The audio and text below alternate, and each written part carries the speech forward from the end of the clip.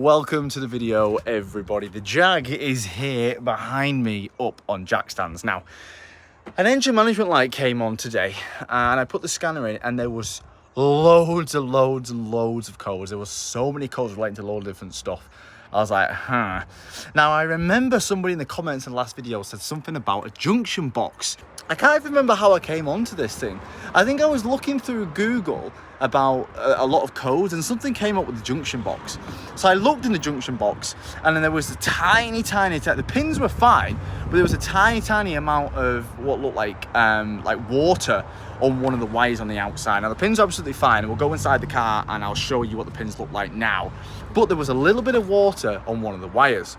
Now we looked into this and apparently on these Jags, a common issue is for wiring, is for coolant, or not coolant, but water to leak out of the screen washer pump into the wiring loom. Very similar to what happened to my Audi. It leaks through the connector and then goes into the wiring loom. Now apparently what happens on this is that every time you turn the washer pump on, it pushes water out of here, or screen wash out of here up the wiring loom.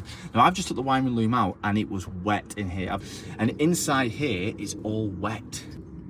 I'm not sure if the camera's going to pick it up, but it is wet in there.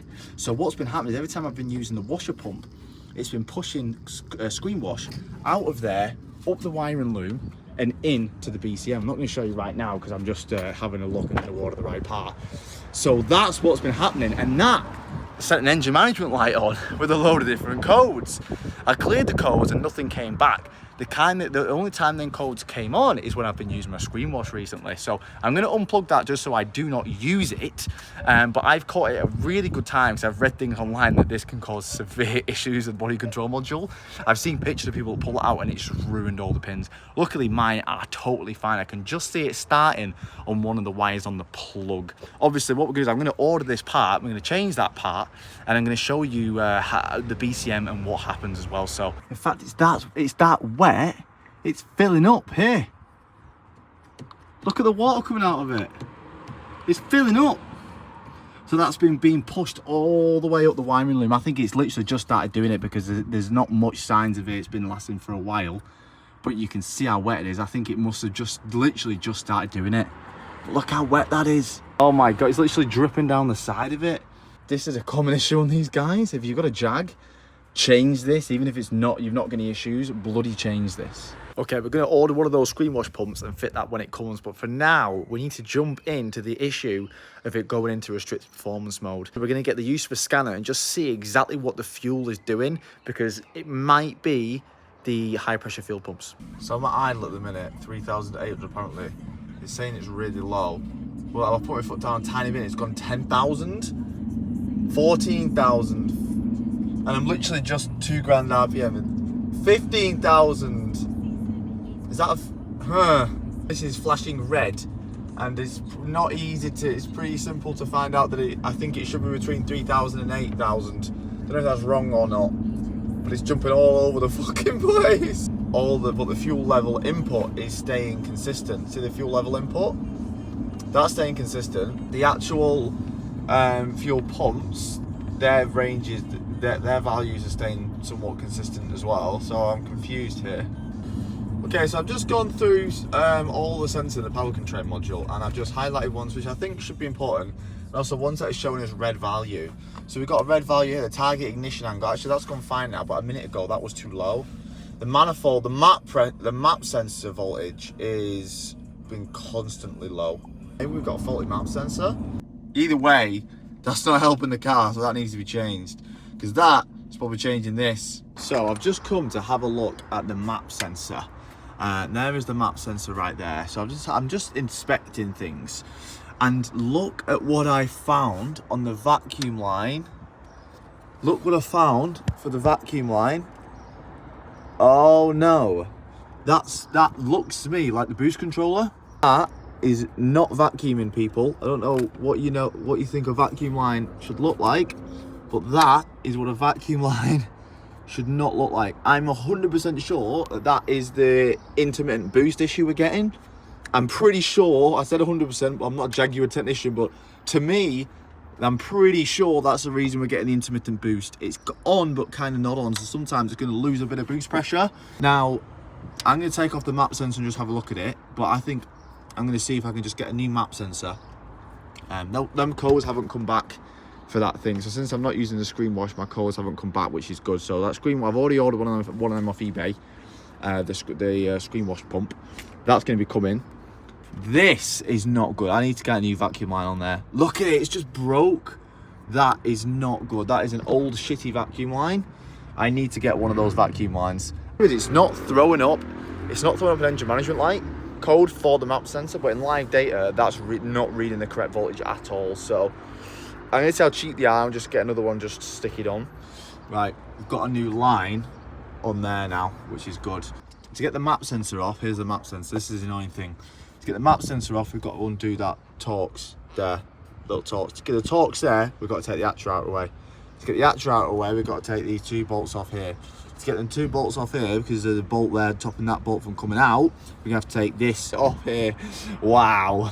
But the engine is really hot and I can't touch anything in a minute. So what I'm gonna do, I'm gonna go inside and I'm gonna see how much a map sensor is one of these, and probably order one and get it on today. I just spoke to Tom inside and I said, Tom, the fuel rail pressure's all over the place, and he was like, if the map sensor's not working and you've got a vacuum leak, it will 100% will be all over the place. So hopefully she's good after this. Obviously we've got to get the wash pump as well. Okay, so we just ordered a new map sensor. We ordered one, it was the wrong one, so got the part number. It's actually off a Ford, so this is a map sensor off a Ford Transit and a Ford Mondeo. So here is the new map sensor. The bolt is a little bit awkward. I'm praying, I've got a 1/4 inch on a little wobble head, and I'm praying I can actually get in there without removing the actuator bolts and then the intake bolts. I'm hoping I can just squeeze this in here just to crack it off. It's looking like I won't be able to actually. I think I'm gonna have to remove the little actuator. Right, fuming. To get this little sensor off, which is here, right? You can't get to the bolt, so you've got to take the actuator off, right? And to get the actuator off, you've got to take these 2 10mm bolts off here. And to get this 10mm bolt to even get access to it, you've got to remove this bolt here, and that gets you to that one. To this one, access is impossible. I can't get anything in there, literally nothing in there.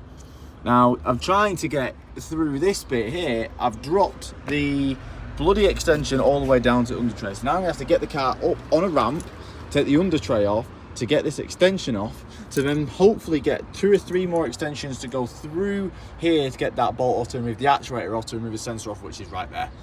Mate, I thought it was an intercooler pipe. It's fucking coolant. I've just pulled this thing up to get them bolts out, and it's coolant. There's coolant fucking everywhere now. Oh my God, what a joke.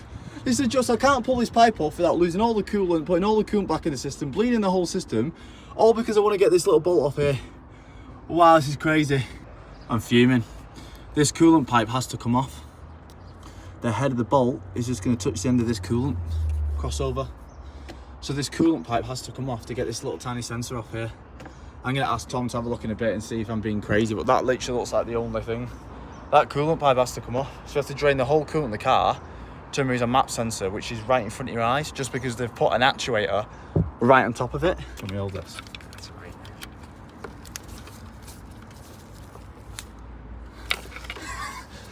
That's stupid, right? Kieran's got the cutest little guy ever. Oh my God. Literally. Wow. He's got one more. Oh, don't drop it in that lovely coolant that's just come out, which I'm now going to have to bleed. I've got cramp on my finger, I can't move my fucking finger. So this isn't going to work either. Just So crack it off and then get it with your are we going to actually have, yeah. You could try that, yeah. Should I hold it so it doesn't go in the coolant with my fingernail? Alright, we're on.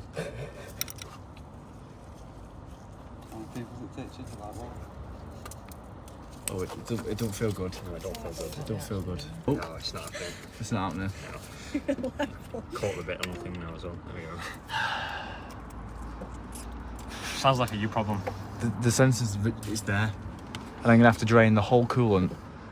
Take a crossover pipe off. Take the actuator off to get a bolt, which is there. I can feel the bolt. I can touch the whole bolt with my hand. I've already lost a bit of coolant, and I'm gonna have to bleed it anyway. So we're just gonna send it with that out of the way, we can get the universal joint on there and just get this low bolt, and hopefully after they're out, move the actuator, change that, and then put everything back together. Right, I think we got it. We got it, Lee. We got it, mate. We got it. Got coolant all over the engine. It's gonna stink, but it's fine. Where's that other fucking map sensor? Should have been a 5-minute job. Jaguar bastards. In cars. Shit Fords. Oh, this is the right one. This way puts on it, turns out to be a broken wire. I said, did you check the wiring? Right, we're back on. Everything's back on. We just top up the coolant, do a bleed.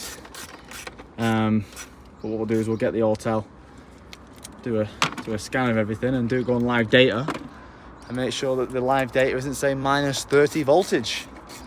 Hopefully, it was just a sensor and not the wiring, Liam? Still saying minus 30. Wiring. Oh, that was a bit of a waste of time then. No? The weird thing is, it's not showing up any engine management lights for it. Now it's saying that it is out of range, but that might just be, I don't know if it knows what range this car should be. Either way, it's nice to change some sensors. It was cheap anyway, so it doesn't really matter. But the thing is, it's not showing up any engine management lights for it, and the car doesn't run bad at all. It runs fine. So I might just think that might just be a normal thing. Why were you changing stuff that wasn't broke? Well, because I thought it was broke to say minus 30. Either way, if I wasn't looking for that, I would have never found that vacuum line. So that's why I've been getting the fuel cut at the top. That'll be why. But let's just do a scan of the car, make sure there's no codes or anything. Yeah, so these are the codes. There's one code for a switch illumination. I'm not sure what that means. Something in the passenger seat module is incompatible. I'm not quite sure history. Permanent fault, which is something to do with the keyless vehicle module, which it all works to me, so it's fine. So they're the faults. So we've got no engine faults at all anymore. I'm just very intrigued to see what it's like on full boost now. I'm 99% sure that broken vacuum line was the issue. Like 99.9% sure that vacuum line was the issue with it going into restricted performance mode. It makes full sense, especially with the vacuum that's going to mess up the fueling and everything. We probably didn't actually need to change that map sensor, so I don't want to tell anyone that we didn't need to change it. I'm just going to say, yeah, it worked. It cost me £19, so it's worth just changing it an hour labour. My own time, that's fine. Maybe someone else is here, that's fine, don't worry about it. To bleed the coolant now, I'm just going to bleed the coolant up, make sure it gets up to temperature, make sure we get all the air out. We'll go on the way home and I'll see what it feels like on full boost, and see, hopefully that's cleared our restricted performance issue.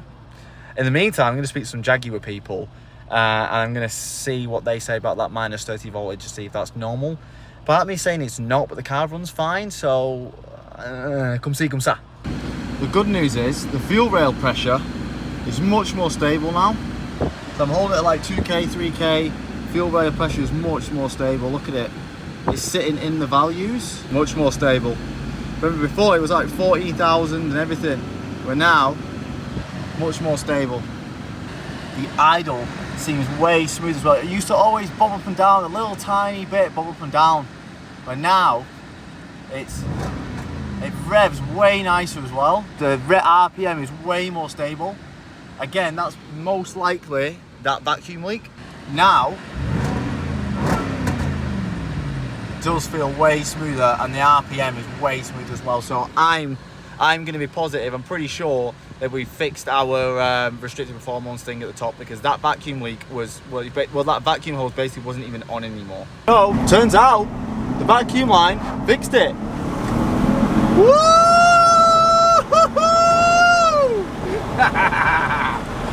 50p fixed, boy! Not even that, I robbed it off Tom.